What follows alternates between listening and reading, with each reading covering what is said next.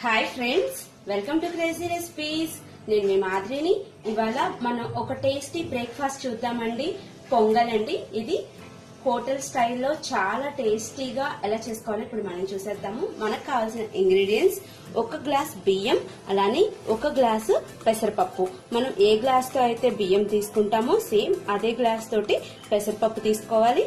అలాగే ఒక స్పూన్ మిరియాలు, ఒక 5 నుంచి 6 క్యాషూ నట్స్, అలాగే ఒక స్పూన్ పోపు దినుసులు, ఒక స్పూన్ ఉప్పు అండి. నేను రాక్ సాల్ట్ వాడుతున్నాను, మీకు వద్దంటే మీరు సాల్ట్ అయినా యూజ్ చేయొచ్చు. 2 కరివేపాకు రెబ్బలు, ఒక 4 స్పూన్స్ ఆయిల్. ఇవి మనకి కావాల్సిన ఇంగ్రీడియంట్స్. అలాగే పొంగల్ చేసుకుంటానికి సరిపడా వాటర్. ఇప్పుడు మనం పొంగల్ ఎలా చేసుకోవాలో చూసేద్దాము. ఫస్ట్ మనం బియ్యాన్ని నీట్ గా వాష్ చేసుకోవాలండి. ఇప్పుడు మనం దీంట్లోకి సరిపడా వాటర్ యాడ్ చేసుకుంటాము.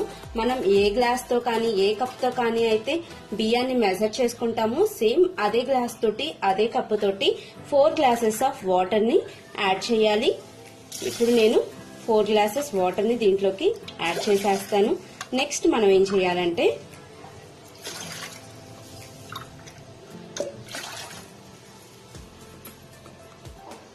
స్టవ్ మీద ఒక బాండి పెట్టేసుకొని ఈ బాండిలోకి ముందుగా మనం తీసుకున్న ఈ పెసరపప్పు మొత్తాన్ని వేసేసి ఒక 1 మినిట్ పాటు డ్రై రోస్ట్ చేద్దామండి.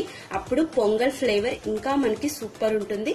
ఇప్పుడు నేనైతే ఒక 1 మినిట్ పాటు ఫ్రై చేసేస్తాను. ఇప్పుడు వీటిని మనం బియ్యంలోకి యాడ్ చేసేద్దామండి. వీటి మొత్తాన్ని కూడా ఇంకొకసారి నీట్ గా మిక్స్ చేసేసుకుందాం. నెక్స్ట్ మనం ఏం చేయాలంటే ఒక 2 స్పూన్స్ ఆయిల్ యాడ్ చేసుకొని ఈ ఆయిల్ బాగా హీట్ అయ్యేలాగా చూసుకోవాలండి. ఇప్పుడు మనం పొంగల్ కి సరిపడా పోపు పెట్టేసుకుందాము. మనకి ఆయిల్ హీట్ అయిపోయింది. ఇప్పుడు దీంట్లోకి పోపు దినుసులు వేసేసుకుందాం. ఇవి ఫ్రై అయ్యేలాగా చూద్దాము. అలానే కరివేపాకు కూడా యాడ్ చేసుకుందాము.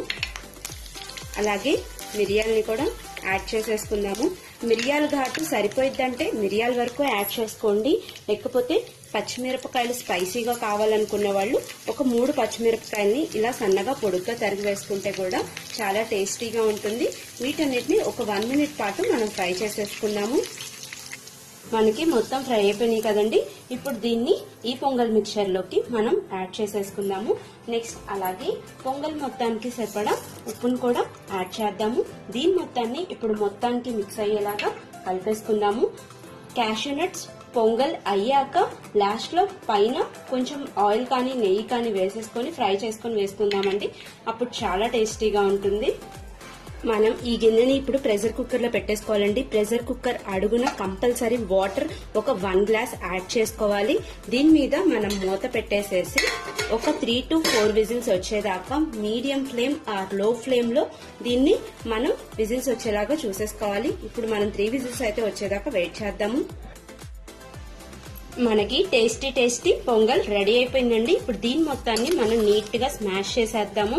మొత్తం అంతా మెత్తగా అయ్యేలాగా మనకి. అప్పుడు మనం ఇంకా సర్వింగ్ బౌల్ లోకి సర్వ్ అవుట్ చేసేసుకోవచ్చు.